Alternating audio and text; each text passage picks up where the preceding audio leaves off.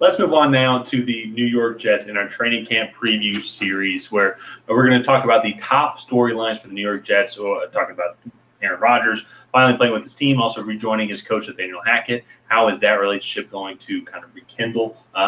Maybe also Nathaniel Hackett's career. Also, this defense, how good is this defense going to be, and can they improve the offensive line? But before we do all that and dive into those stories, if you have not already, hit the subscribe button and also ring the bell to get notified when we create new content. Ryan and I, we're doing a training camp preview series for all 32 teams, so be sure to subscribe and see those videos. We will also be doing weekly prediction videos throughout the entirety of the regular season. So if you want to see all the Jets predictions, ring that bell and subscribe to get notified when those videos come out. And Ryan, let's get into it. Let's do it. It was the biggest story of the entire offseason is where is Aaron Rodgers going to go? Daniel was like, he said on Pat McAfee's show, I want to play for the New York Jets, just waiting for things to work out. Finally, the deal happened, and then now we're here. We're just a week away to kind of see what this offense might look like. And if I'm being honest, I think we kind of know what Rodgers is going to bring, but still want to talk about that and speculate on how this offense could be, because when some of his best years at Green Bay were when Nathaniel Hackett was the offensive coordinator. Yeah.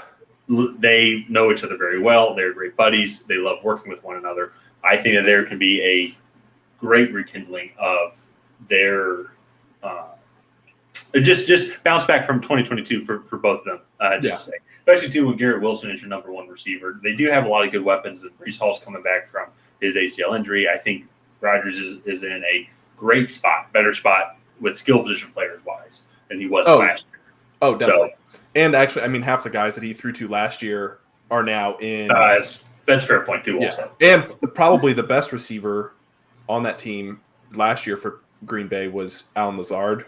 I know Christian Watson and Romeo Doubs made plays, but the most consistent talking about as a overall. whole season, Lazard was most consistent. Yeah, but when you bring now, he's throwing to Garrett Wilson. Yeah, it's the closest thing to Devontae Adams that Garrett Wilson is compared to what he had last year. No offense to Christian Watson or Romeo Doubs. But he was the offensive rookie of the year. That's not necessarily. Yeah, that's pretty good. I would say that's fairly. That's. I mean, I would hang that above my desk. Yeah, that's fair. So I think that we're going to see fireworks from them. What I'm curious about is, can Aaron Rodgers stay upright behind this offensive line? Yeah. Did they improve the offensive line enough? Because that was one of the bugaboos last year for Green Bay, combined with also the fact that they didn't really have too many receivers to throw to, especially in the beginning half of the year. And Rodgers took a lot of hits, hurt his thumb a little bit. Mm-hmm. And this Jets offensive line has not been great as of late. They did draft Joe Tippmann. As of right now, according to our lads, he is the starting center. They drafted Elijah Vera Tucker last year, who has had some injury not last year, 2 years ago.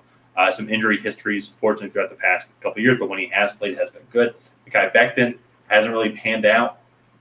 Are they going to accept his rookie contract here? And then also the Laken Tomlinson from San Francisco, and then also Dwayne Brown as well. How are they going to fare? Well, just as a unit, as a whole. So you have some young guys, have some old guys, all kind of playing together for the first time. So it's going to be very interesting, I think, to see how – not all of them playing for the first time, but you know what I mean. Yeah. It's going to be interesting to see how the offensive line can mesh. And can they they seem to be average. They seem to be able to create holes for Breece Hall. But that's a lot easier said than done. But also then protect Aaron Rodgers so he can make his reads and throw to Garrett Wilson. Yeah, and that was one of the things last year. And I think not just that, but can they stay healthy throughout a large duration of the season? Because last year they kept bringing guys in and out. And I've, on this channel, been a pretty big advocate of not only do you need to have 5 good guys, but you need to have 5 guys that know how to play together. Because as much as offensive line is about technique, it's also about being in the right spot, knowing where your co-offensive linemen are going to be, and in being in the right place. So, or moving in like the right formation and everything. So as much as having good talent and whatnot is very important, being consistent and playing together and forming habits is very important. And if these guys can't stay healthy and they're constantly subbing out guys, then it's going to be similar to last year. The only difference is instead of Zach Wilson back there, you have Aaron Rodgers. So that's going to be interesting.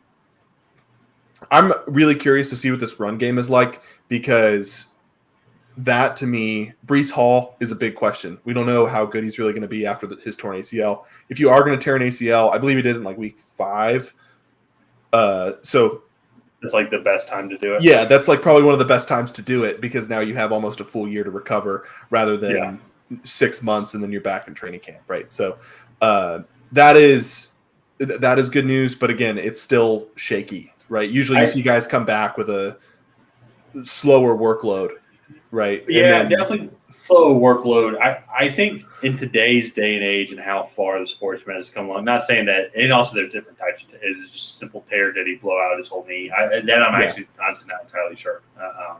But I think if it was just a simple tear, that's every other Tuesday, I think, for these doctors now. Like, the science has just advanced so far. I think he can bounce back and hopefully, knock on wood, be the great running back that we all know he can be. And so offensively, I think that Rodgers is going to form a connection with all these guys very well. He is very seasoned professional. It's going to be, can the offensive line kind of give them an opportunity to be the explosive offense that it was here? Because I'm very curious, too, and it's not just because of the Nathaniel Hackett connection, but is this possible that maybe this is a Russell Wilson, Denver Broncos 2.0 type situation where there's this big hype and everything? And all things, to be fair to Russell Wilson and how awful he played last year, they did struggle on the offensive line as well. They did have some injuries. And so I think he played like dirt, but Rodgers could absolutely do that. But just still proven, I guess, outside of the Bengals in 2021. If your offensive line sucks, it's hard to win football games. And that's what the Jets have been struggling with a lot over the past couple of years. So that'll be interesting to see. I think then quickly moving over to the defense here, really just the storyline is, can they maintain their top dominance? It's one of the best defenses in the league. There's no reason that I think they would slow down on the defensive side of the ball. I think it's going to be really interesting to watch them, because they play very disciplined defense. They get after the passer very well. I told you this before the show, but Quentin Williams just got a contract extension, and it was for good reason. When he was on the field, I'm pretty sure they were first or second in their pass rush rating in the NFL. And when he was off the field, they were 31st. And so that is a very large impact that he has. If he can stay healthy throughout this whole year, they could definitely be the number one defense in the NFL. I mean, he has Aaron Donald type effectiveness rushing from the defensive tackle position. And it's, as a Patriots fan, very scary to kind of think about having to go up against him twice a year. So, well, and then on top of that, too, I'm pretty sure they got Will McDonald, right? Yeah, they drafted Will McDonald at 15, which I thought was a little high.